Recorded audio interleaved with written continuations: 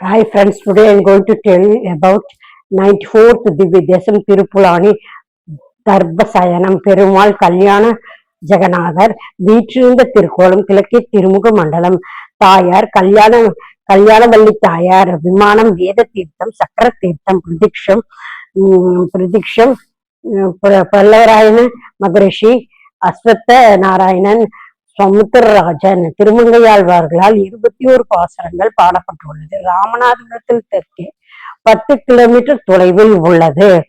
ராமர் சயனம் செய்து கொண்டிருந்த ஊர் இது. தர்மத்தை நிலைநாட்ட சயனம் செய்து கொண்டிருக்கிற ஊர். ராமன் அவதாரத்திற்காக தசரதன் ஜெகநாத பெருமாளை பிரார்த்தனை செய்த ஊர் இது. சேது சமுத்திரத்தில் தை அமாவாசையில் 1,00,000 பேர் தீண்டாத குரங்குகளை மலையை நோக்கி தாவி தாவி புரண்டு ஓடி இறங்காத ராமர் இலங்கைக்கு போக நின்று பாலம் கட்டப்பட்ட ஊர் திருப்புலானி. தர்ம சயனத்தில் 96 திவ்ய தேசம். ரொம்ப ஆச்சரியமான ஊர். திருமங்கை ஆழ்வார் 20 பாசரங்கள்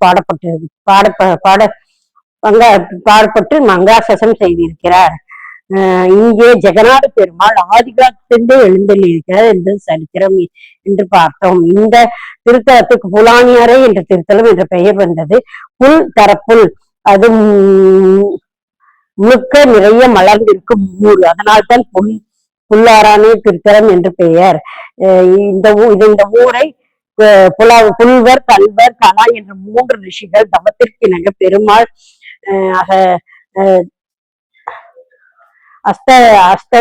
அஸ்வத்தமாக பரமாக சேவை சாய்க்கிறார். இந்த கோயிலில் பின்னாடி சென்று பார்த்தால் இப்போதும் அஸ்வத்தாக மரமாக இருக்கிறது. யார் இன்னும் வேண்டுதல் செய்தாலும் அங்கே போய் தட்டி விட்டு வேண்டுதல் செய்வார்கள். தாயார் வரப்பிரசாதமான தாயார். அஸ்வத்தான மரம் பெருமாள் சேவை சாய்க்கிறார். அஸ்வத் நாராயணன் இங்கே இதற்கு பிறகுதான் ஜெகநாத பெருமாளாக காட்சி கொடுத்திருக்கிறார். இங்கிருந்து அமர்ந்த திருக்கோலத்தில் நீண்ட ஆச்சரியமான பெருமாள் ஜெகநாதர். தசரனுக்கு முற்பட்டு பெருமாள். தசரனே தங்களுக்கு புத்திரப்பேறு வேண்டி இந்த பெருமாளை குறித்து தவம் செய்திருக்கிறார். குழந்தை வரம் வேண்டி பெற்றார். தர்மசயனம்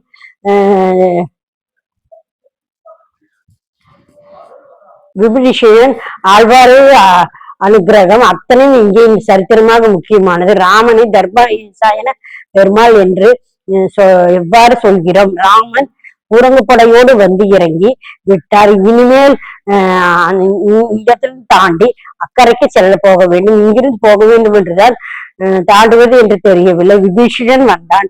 அங்கு சரணாகதி விட்டான். ராமன் என்ன சொல்கிறார்?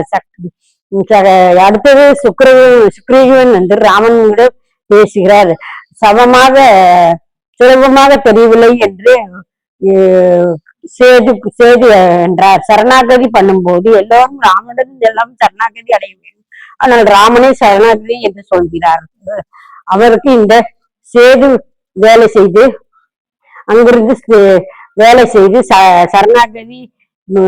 சரணாகதி சொன்ன பற்றி இல்லையா? எல்லோரும் அதே மருத்துவர் தான். வைத்தியர் சொன்னார். தோள்பட்ட வலி இருந்தது.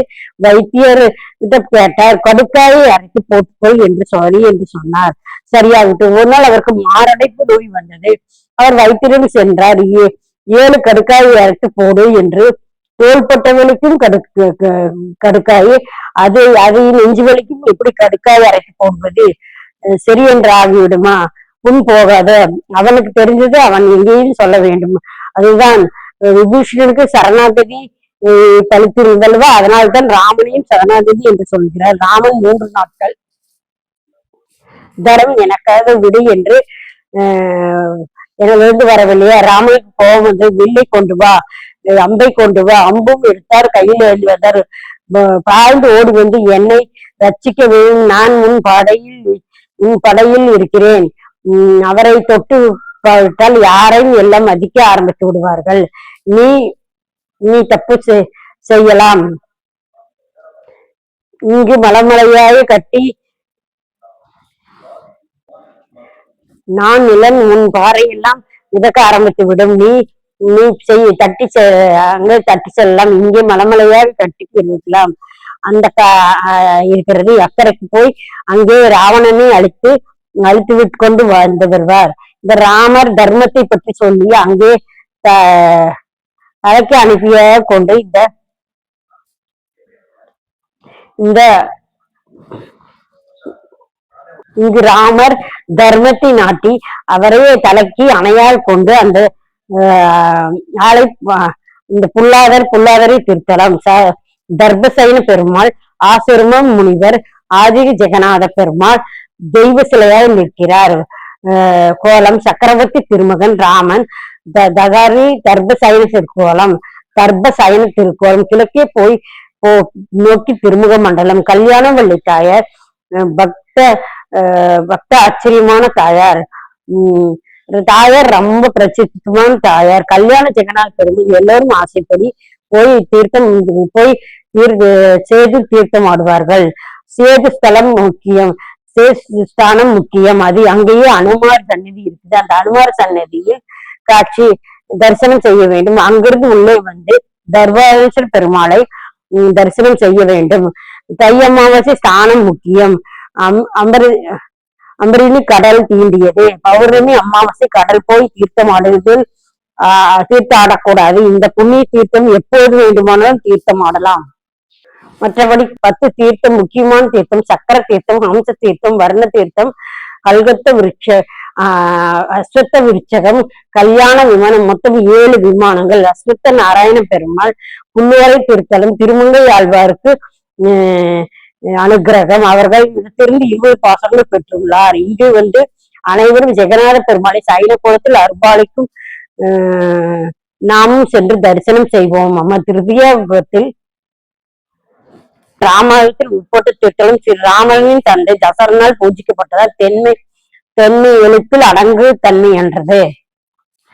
சீதையை கவர்ந்து சென்ற ராவணனை கொல்லும் பொருட்டு ராமபிரான் வானவர் செய்கிறது புறப்பட்டு சென்று தென்பார்க்கலில் இருந்து சேது கடலை கடந்து உபயம் செல்ல வேண்டும் என்று அக்கடலான வர்ணனை பிரித்து 7 நாட்கள் பிரஜைக்குமாய் தர்பை புல்லான நாணங்கள் கடந்து தலமானதால் இத்தலம் வடமொழி தர்பாசயனம் எனவும் தமிழில் புல்லணை எனவும் பெயராயிற்று. தற்போது திருப்புலானி ஆயிற்று. ராமபிரானே இத்தலத்துக்கு பெருமாளை பூஜித்தார். திருவரங்கனை போன்று இவரும் பெரிய பெருமாள் தான் என்று அழைக்கப்படுகிறார். இத்தலத்தில் உள்ள ஆதிஜெகன பெருமாள் ராமன் பூஜித்து அவரால் கொடுக்கப்பட்ட வில்லை பெற்று ராவணன் வசனம் செய்து வரலாறு. பூமியில் ஜெகநாத சேர்த்து அவ்வியார் திருநெல் பெருமான் இங்கு சங்கு சக்கரங்களுடன் 4 கரங்களுடன் விஸ்வரூபாய் திகழ்கிறார்.